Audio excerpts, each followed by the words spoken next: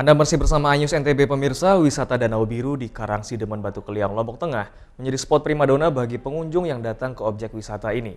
Selain keindahan air berwarna biru, pengunjung juga dapat menikmati panorama alam yang masih asri. Inilah salah satu spot wisata yang berbeda pada umumnya. Terletak di Desa Karangsidemen, Kecamatan Batu Keliang Utara, Kabupaten Lombok Tengah, yang baru-baru ini membuat pecinta wisata penasaran. Wisata alam satu ini memberi sensasi yang berbeda untuk para pengunjung. Selain berasal dari mata air pegunungan asli, air danau ini berwarna biru. Tak kalah menarik, pengunjung juga dapat menikmati suasana hutan yang masih alami di sepanjang jalan saat menuju lokasi. Selain itu, pengunjung juga bisa menikmati kesegaran air danau dengan berendam dan berenang di danau. Atau pengunjung dapat menjelajahi setiap sisi danau dengan menaiki perahu karet yang telah disediakan. Iya sih mengganggu kan. Jenanya kan agak belum mendukung. Iya. Jadinya harus diperbaiki ya. Iya perlu diperbaiki. Untuk mencapai lokasi Danau Biru, pengunjung harus menempuh jarak sekitar 2 km dari pusat desa dengan menggunakan sepeda motor. Selain itu, jalan yang dilewati masih berupa jalan setapak dan bebatuan, sehingga pengunjung harus berhati-hati. Dari Lombok Tengah, Tim Liputan, iNews. Pemirsa, keindahan pemandangan dataran tinggi Dieng, Jawa Tengah tidak perlu diragukan lagi. Tapi tahukah Anda, Dieng memiliki spot lokasi terbaik untuk menyaksikan matahari terbit. Yaitu dari Bukit Sikunir, spot ini bahkan diklaim sebagai yang terbaik di Asia Tenggara.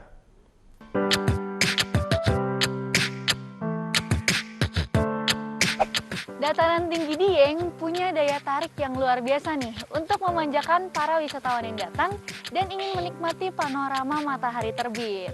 Dan saya nggak mau ketinggalan juga nih, ingin mengejar momen matahari terbit dari salah satu tempat yang terbaik yang ada di Dieng. Apalagi kalau bukan Bukit Sikunir. Bukit Sikunir terletak di desa tertinggi di Pulau Jawa, yaitu Desa Sembungan, Wonosobo. Bukit atau Puncak Sikunir memang telah menjadi salah satu destinasi wisata favorit wisatawan lokal maupun mancanegara. Untuk sampai di Puncak Sikunir, saya harus berjalan kaki sekitar 1 hingga 2 jam. Yeay, akhirnya hampir sampai, dikit lagi. Untungnya tepat waktu nih, kita bakal bisa ngelihat mataharinya keluar, bakal melihat golden sunrise. Para wisatawan pun rela untuk menunggu demi melihat langsung indahnya pemandangan matahari terbit dari Puncak Sikunir. Nah, ini dia golden sunrise dari Bukit Sikunir. Kalau secara administrasi, Bukit Sikunir ini masih masuk dalam Kabupaten Wonosobo.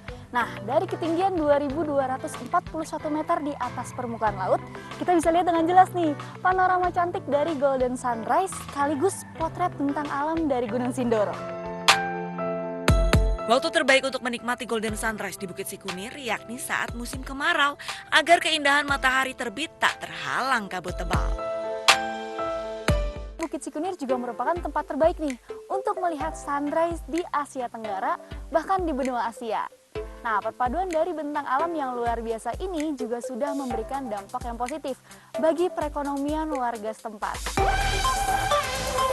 Selain berhadapan langsung dengan Gunung Sindoro, Bukit Sikunir juga dikelilingi oleh kawasan perbukitan yang hijau. Area perbukitan ini dimanfaatkan oleh warga untuk lokasi perkebunan mereka.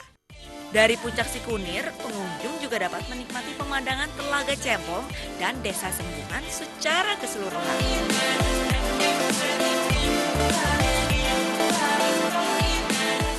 Pemirsa, Kantor Bahasa NTB gelar kegiatan revitalisasi bahasa daerah untuk antisipasi dini isu kepunahan bahasa daerah di Indonesia, termasuk di Nusa Tenggara Barat, yaitu bahasa Sasak, Samawa, dan Bojo.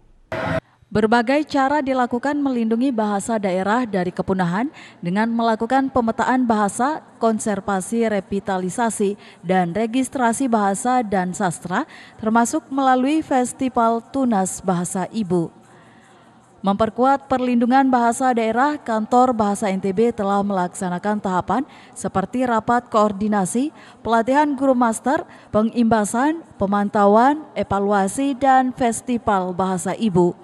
Festival Tunas Bahasa Ibu bertujuan untuk menggelorakan kembali bahasa daerah dalam kehidupan sehari-hari serta meningkatkan jumlah pemuda penutur bahasa daerah dengan mengedepankan berbasis sekolah. Pertama tentunya peningkatan dan pelestarian bahasa dan sastra daerah, terutama 5 mata lomba di setiap bahasa, Sasak, Samawa, dan Bojo ini bisa memang benar dilakukan dan dilaksanakan di sekolah.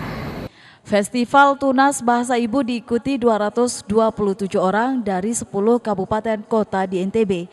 Para peserta akan mengikuti lomba bahasa Sasak, Samawa, dan Bojo, termasuk menulis aksara bercerita, stand up komedi, pidato, dan bercerita.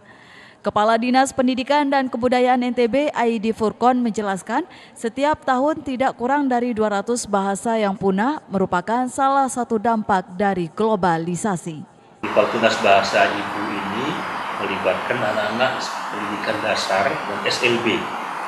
Jangan lupa bahwa anak-anak berkebutuhan khusus juga perlu diberi kesempatan dan dibiasakan mereka untuk akrab, untuk terbiasa menggunakan bahasa ibu di lingkungan pendidikan. Aidi Furkon menambahkan untuk membiasakan bahasa daerah, ada ruang di Merdeka Belajar untuk memberi kesempatan dalam implementasikan kedekatan keberagaman.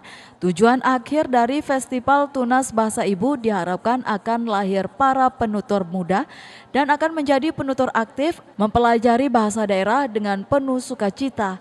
Melalui media yang disukai juga diharapkan dapat menjaga kelangsungan hidup bahasa dan sastra daerah, serta menciptakan ruang kreativitas serta kemerdekaan bagi penutur bahasa daerah dalam mempertahankan bahasanya untuk menemukan fungsi dan rumah baru dari sebuah bahasa dan sastra di NTB.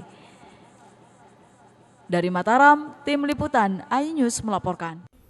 Pemirsa, serangkaian informasi tadi sekaligus menutup perjumpaan kita di iNews NTB kali ini. Saya Hidayat Adiasi pamit dan sampai jumpa.